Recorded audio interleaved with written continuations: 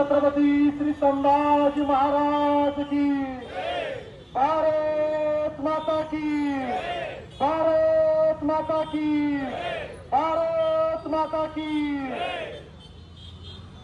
बांधवांनो, आत्ताच माझ्या आधीच्या वक्त्यांनी या ठिकाणी आपण कशासाठी एकत्र आलेलो आहोत याचं अधिक विस्तृतपणे या ठिकाणी विवेचन केलेलं आहे। खरं तर नाशिकमध्ये ही जी घटना घडली या TCS कंपनीच्या माध्यमातून, ही घटना ज्यावेळेस आपल्या सगळ्यांसमोर आली, खरं तर या ठिकाणी आपल्या ज्या महिला पोलीस भगिनी या ठिकाणी उपस्थित आहेत त्यांचं सर्वप्रथम मी आभार मानतो, त्यांचं धन्यवाद देतो की ज्या मर्यादा एक सामान्य नागरिक म्हणून आम्हा भारतीयांना पडतात, परंतु संदीपजी कर्णिक असतील किंवा त्यांचे सर्व सहकारी असतील आणि आमच्या माता भगिनी ज्या महिला पोलीस आहेत, एका जोरदार टाळ्या सगळ्या माता भगिनींसाठी आपण वाजवूयात की खरं तर त्यांनी त्या ठिकाणी त्या कंपनीमध्ये जाण्याचा धाडसी निर्णय घेतला, त्या ठिकाणी खासगी नोकरी स्वीकारली। ज्या या लांड्यांच्या चुकीच्या नजरांना, चुकीच्या स्पर्शांना त्यांनी सामोरे जाण्याचा धाडसी निर्णय घेतला आणि त्यामुळेच खरं तर त्या ठिकाणी आतमध्ये चाललेला हा काळा बाजार हा आपल्या सगळ्यांसमोर उघडकीस झाला। नाहीतर गेले कित्येक वर्ष हे प्रकार या TCS कंपनीच्या माध्यमातूनच नव्हे तर हिंजवडीमध्ये असलेल्या इन्फोटेक कंपनीमध्ये सुद्धा आणि अन्य सुद्धा अनेक IT पार्क मध्ये राजरोसपणे या लांड्यांच्या माध्यमातून हे प्रकार होत आहेत। परंतु किमान या माता भगिनींमुळे या घटनेला वाचा फुटली आणि जे काही हे जिहादी आपल्या सगळ्या समोर आपल्याला किमान पाहायला मिळाले। आपण सर्वजण आतापर्यंत अनेक जिहाद पाहिले, लँड जिहाद पाहिले, थूक जिहाद पाहिले, लव जिहाद पाहिले, अन्न जिहाद पाहिले। जिथं जाईल तिथं हे मुस्लिम समाजाकडनं हिंदू धर्म असेल किंवा इथला भारतीय नागरिक असेल त्याला कुठल्या ना कुठल्या मार्गाने पाठवण्याचा प्रयत्न या मदरशांमधून, या मशिदींमधून, या मुल्ला मौलवींच्या माध्यमातून सांगितला जातो, शिकवला जातो। अनेक चित्रपटांच्या माध्यमातून असेल, अनेक मोठ्या वक्त्यांच्या माध्यमातून असेल किंवा अनेक समाज सुधारकांच्या माध्यमातून असेल, वेळोवेळी विश्व हिंदू परिषद असेल, बजरंग दलाचे कार्यकर्ते असतील, हिंदू समाजापुढे ते वेगवेगळे जिहाद मांडण्याचा प्रयत्न करतायत, आपल्या हिंदू समाजाला जागृत करण्याचा प्रयत्न करतायत। खरं तर एक TCSचं प्रकरण हे नाशिकमध्ये घडलं।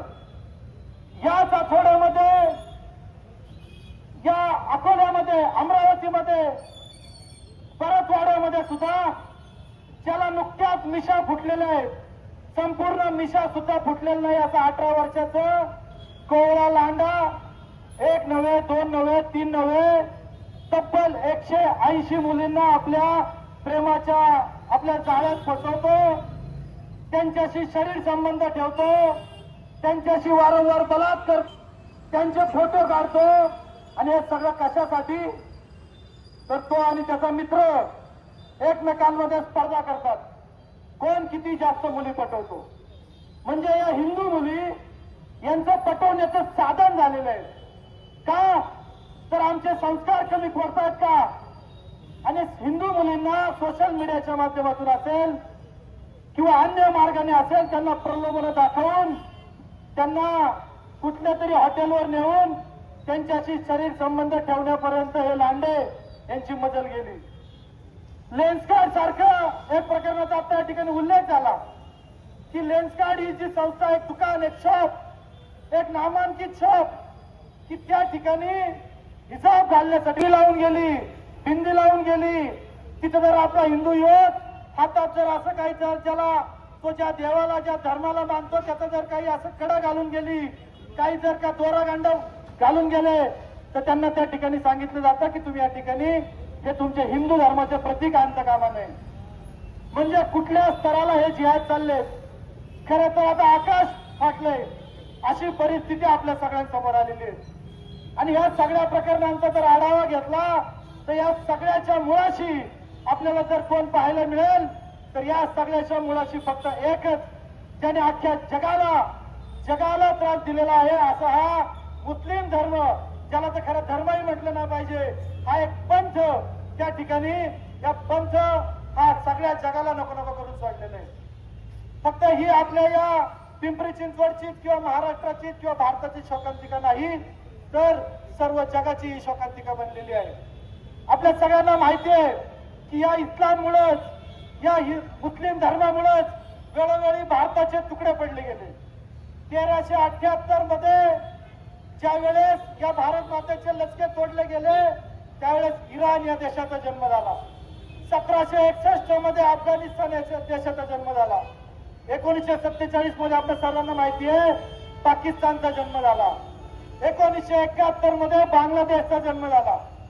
आणि अशा वेळोवेळी तुकडे करण्यामध्ये हे सगळे मुस्लिम त्या ठिकाणी आघाडीवर होते. स्वतंत्र भारतामध्ये सुद्धा 1990 मध्ये काश्मीरमध्ये रातोरात या जिहाद यांनी तिथला हिंदू पळवून लावला आणि या भारतामध्ये तो वेगवेगळ्या ठिकाणी स्थायिक झाला.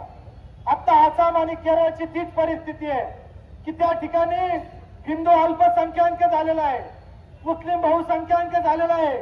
आणि आज अनेक राज्य, अनेक तालुके, अनेक जिल्हे हे हिंदू अल्पसंख्याक होऊ लागलेले. ज्याच्या आपल्या भारतावरती ज्यांनी आक्रमण केलं ते सगळे मुसलमान, हे सुलतान, हे मुस्लिमच राज्यकर्ते होते. राम मंदिर पाडणारा बाबर सुद्धा हा मुस्लिमच होता. गुरु तेग बहादूर आणि छत्रपती संभाजी महाराजांना तडपून मारणारा औरंगजेब हा सुद्धा मुस्लिमच होता. पाकिस्तानची निर्मिती करणारा जिन्ना सुद्धा मुस्लिमच होता.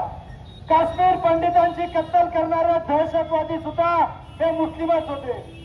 मुंबई साखळी बॉम्बस्फोट करणारा सुद्धा दाऊद हा सुद्धा एक मुस्लिमच होता. भारतात 5 कोटी घुसखोरी करणारे बांगलादेशी हे सुद्धा मुस्लिमच आहे.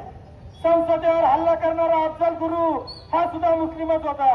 गोध्रामध्ये आमच्या कारसेवकांना जाळणारे जिहादी हे सुद्धा मुस्लिमच होते. 26/11चा मुंबई बॉम्बस्फोट हल्ला करणारा कसाब हा सुद्धा मुस्लिमच होता. अमरनाथ यात्रेवर बंदी घालण्याची मागणी करणारा गिलानी हा सुद्धा एक मुस्लिमच होता.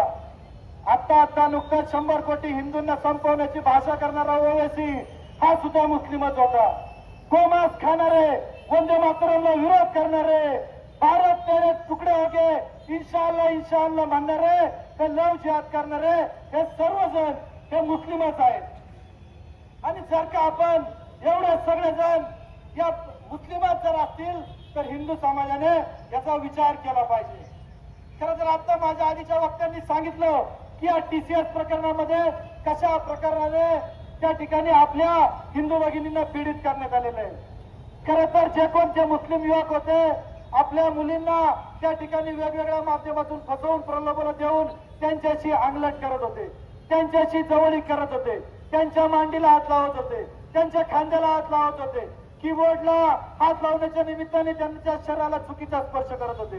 एक घटना तर त्या FIR मध्ये आपल्याला वाचण्यात आली असेलच. आपण सगळ्यांनी ती पाहिली की FIR मध्ये अतिशय धक्कादायक गोष्ट लिहिली. आमच्या आधीच्या वक्त्यांनी या ठिकाणी सांगितलं की ताक पिताना सुद्धा या ठिकाणी मला सांगण्याची सुद्धा लाज वाटते. आमची मातृशक्ती या ठिकाणी उपस्थित आहे, मला ते बोलायला सुद्धा जड जाते. परंतु यांची ही जिहादी मानसिकता हिंदू समाजापुढे आली पाहिजे, आपल्या सर्व भारतीयांपुढे आली पाहिजे म्हणून सांगणं क्रमच वाटतंय. आपल्या लिंगाला हात लावून तो म्हणतो की माझं तुला ताक प्यायचंय का? खरं तर किती खालच्या दर्जाची यांची ही विचारसरणी आहे.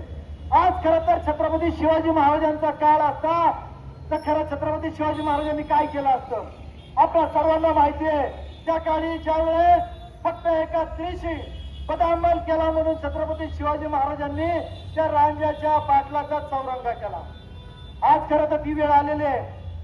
आज आपल्याला छत्रपती शिवाजी महाराजांचा तो काळ त्या ठिकाणी परत घेऊन जे कोणी जिहादी हा जो 180 आपल्या माता भगिनींना फसवणारा हा जिहादी, हे जे कोण हे लांडे, शेख, अन्सारी या सगळ्यांचा केवळ फक्त चौरंगाच नाही केला पाहिजे, तर या लिंग पिसाट वृत्तीच्या लोकांची लिंग कापून त्यांच्या पार्श्वभागावरती वार करून त्यांना चौकामध्ये फटके देऊन उभं केलं पाहिजे. आणि जर असं जर का आपण जर का करू शकलो तर खरं तर खऱ्या अर्थाने पुढच्या अनेक जिहाद्यांना त्याच्या साथ असणार आहे. आणि आज ज्या चौकामध्ये महामानव डॉक्टर बाबासाहेब आंबेडकरांच्या जयंतीच्या पार्श्वभूमीवर आपण या ठिकाणी उपस्थित आहोत, हे आंदोलन या निमित्ताने करत आहोत. त्या डॉक्टर बाबासाहेब आंबेडकरांची दूरदृष्टी किती होती, त्यांनी त्यांच्या हयातीत असताना संविधानामध्ये लिहून ठेवलेलं होतं की त्या अगदी पानासहित या ठिकाणी आपण सर्वांना सांगतो. पान नंबर 123 मध्ये डॉक्टर बाबासाहेब आंबेडकर सांगतात की मुसलमान हा भारतातला मुसलमान जोपर्यंत शेवटपर्यंत पाकिस्तानमध्ये जात नाही तोपर्यंत या फाळणीला मान्यता देऊ नका. भारतामधला शेवटचा मुसलमान हा पाकिस्तानमध्ये गेला पाहिजे. पान नंबर 125 वरती बाबासाहेब सांगतात की या देशामध्ये जर शांतता प्रस्थापित करायची असेल तर मुसलमान या देशामध्ये सांप्रदायिक शांती कधीच होऊन देणार नाही. पान नंबर 257 वरती डॉक्टर बाबासाहेब आंबेडकर 70 वर्षापूर्वी सांगत होते की हा मुसलमान, या भारतातला मुसलमान हा वेगवेगळ्या मार्गाने जिहाद करणार. आणि आज आपण ते सगळे जिहाद आपण ऐकतोय, पाहतोय.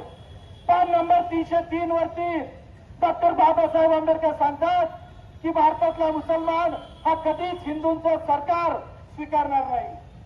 पान नंबर 294 वरती डॉक्टर बाबासाहेब आंबेडकर म्हणतात की या संविधानाला कधीच मानणार नाही, त्यांच्या शरिया कानूनना ते सर्वश्रेष्ठ त्या ठिकाणी मानणार. अनेक गोष्टी बाबासाहेबांनी सांगितल्या. त्यामध्ये एक महत्वाची गोष्ट बाबासाहेब 332 पानावरती सांगतात की या भारतातला मुस्लिम कधीच देशभक्त होऊ शकत नाही.